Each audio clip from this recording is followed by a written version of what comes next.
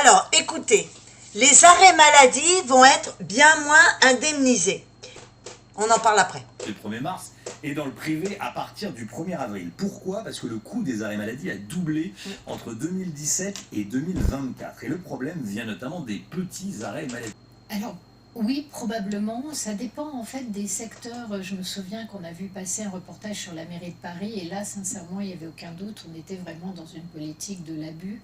La question de l'abus des arrêts maladie, elle peut poser aussi la question du management, de la violence qu'il y a parfois à l'intérieur de certaines entreprises. Là, d'accord. Du sens que l'on peut trouver à son travail.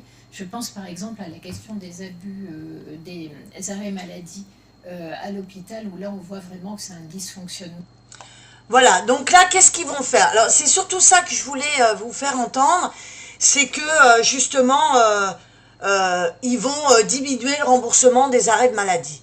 On en est toujours au même point.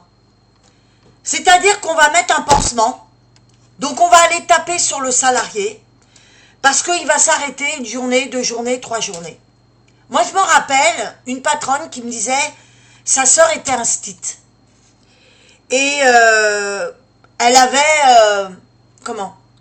elle avait la roue de sa voiture qui était crevée, eh bien elle se mettait en arrêt. Donc ça, oui, c'est de l'abus. Mais il y a des gens qui font des travaux très pénibles, et peut-être que le corps, à un moment donné, l'esprit ne suit plus.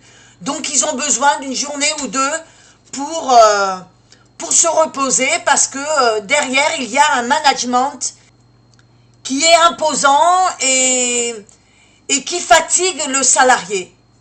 Alors, avant, moi c'est ce que je dis, avant de s'attaquer à moins rembourser les arrêts de maladie, toujours le même problème. La cause. Il faut arriver à faire comprendre qu'un salarié, c'est un être humain. Et donc que les managements dans les entreprises doivent changer. Dites-moi ce que vous en pensez en dessous de la vidéo.